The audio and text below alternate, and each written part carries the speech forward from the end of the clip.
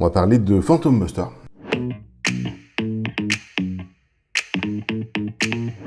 Et Phantom Buster, c'est un produit français qui est en fait une bibliothèque de robots qui travaillent avec les API des plateformes, c'est-à-dire qu'ils vont interroger les plateformes sans passer par les interfaces utilisateurs, et qui en fait vous permettent de mettre en place des automatismes qui étaient avant réservés aux développeurs et que maintenant vous pouvez faire de manière un peu plus simple.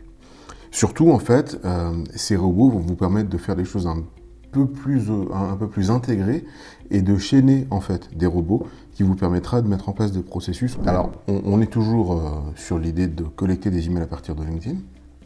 Donc on va prendre les fantômes qui existent. Alors il existe des fantômes pour plein de choses. Et on va prendre les fantômes qui existent pour Sales Navigator. Et on va prendre le fantôme qui s'appelle LinkedIn Lead Generation. Hop. Et on va le configurer. Donc vous voyez que lui, en fait, ce qu'il va nous demander, c'est un cookie de connexion. Alors pourquoi un cookie de connexion ? Le cookie de connexion, c'est le code en fait que LinkedIn installe dans votre ordinateur quand vous visitez LinkedIn.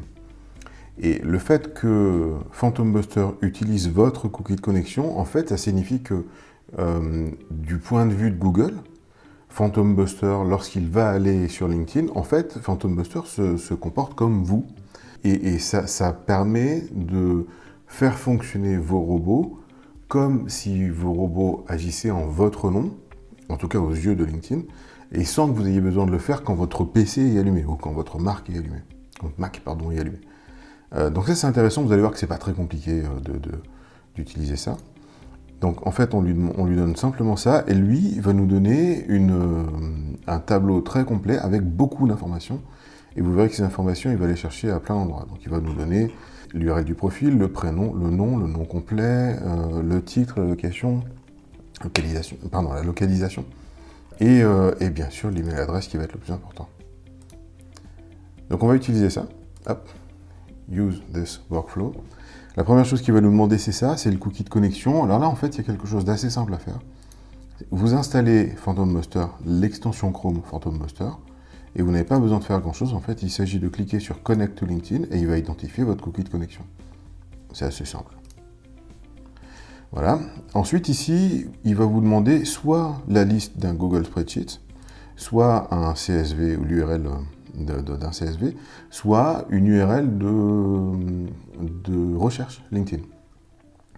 Ici, j'ai une recherche que j'ai préparée tout à l'heure, qui est une recherche assez simple en fait, de 20 personnes. Je vais simplement copier-coller cette URL. Hop, pardon. Je la donne ici. Je vais faire Save. Il me demande où est-ce que je veux le fichier, le résultat, comment je veux le nommer. Je vais le laisser comme ça. Ça me va très bien. Tac. Ici, en fait, il me demande avec quel outil il va aller chercher les adresses email. Alors, si on dit none, il est possible qu'il ne trouve pas grand-chose. Phantom Buster a, lui, en interne, des choses, des possibilités, en fait, d'aller chercher des emails. Il ne trouve pas tout, mais il va vous donner une partie des résultats. On peut utiliser Snovio. Si vous avez un compte Snovio, vous pouvez connecter Snovio à Phantom Buster pour que Phantom Buster utilise la fonctionnalité de recherche et de validation des emails. Et vous avez vu qu'il était assez bon, hein, assez pertinent. On peut utiliser Drop Contact également, qui est un outil français, ou Hunter, qui est un outil français. Pour la démonstration, on va utiliser simplement Phantom Buster. Et vous allez voir qu'il va aller chercher également avec l'API Drop Contact. Tac, on va cliquer sur Save. Ce travail, en fait, on peut lui demander de le faire manuellement. Donc on le lance à la main ou on le lance à une période, à un intervalle défini. Évitez de le lancer, par exemple, 4 fois par heure. 4 fois par heure, ça veut dire tous les quarts d'heure. Tous les quarts d'heure, vous allez faire une recherche de ce type-là. À un moment, LinkedIn va voir que vous avez un comportement particulier et il va mal le vivre. Faites-le, voilà, une fois par jour, c'est très bien. Sachant que vous lui donnez en fait une recherche, il est possible que la recherche évolue, que les résultats de recherche évoluent, donc c'est bien de le refaire régulièrement. Là, pour l'exemple, on va le faire manuellement. Et puis, on va lui demander de nous envoyer des notifications ou pas. Là, on ne va pas le faire, mais vous pourriez avoir envie de recevoir une notification dans votre boîte aux lettres lorsque votre robot a travaillé. Tac. On va cliquer sur Save, et voilà. On peut ici, je vous conseille de le renommer. Donc on va laisser LinkedIn Lead Generation, mais c'est assez simple en fait de le renommer en Scrapping Directeurs Commerciaux Paris. par exemple. Tac. Et on va faire launch. Et vous voyez en fait que le robot va se mettre à travailler par rapport à ce que vous verrez sur des outils comme Prospecting par exemple, qui ouvre des onglets LinkedIn, qui travaille et qui les referme. C'est pas ce que fait Phantom Buster parce qu'il travaille sur ses serveurs en votre nom. D'ailleurs, vous voyez, hein, il se connecte sur LinkedIn en votre nom, avec votre cookie de connexion, c'est pour ça qu'on l'a mis, et il se met à scraper les profils. Alors voilà, Phantom Buster a terminé de travailler. Il nous a créé ici un fichier en CSV ou en JSON. Si vous avez un développeur, lui, il sait interpréter ce genre de choses. Sinon, vous allez pouvoir ici faire une preview, le télécharger ou copier le lien.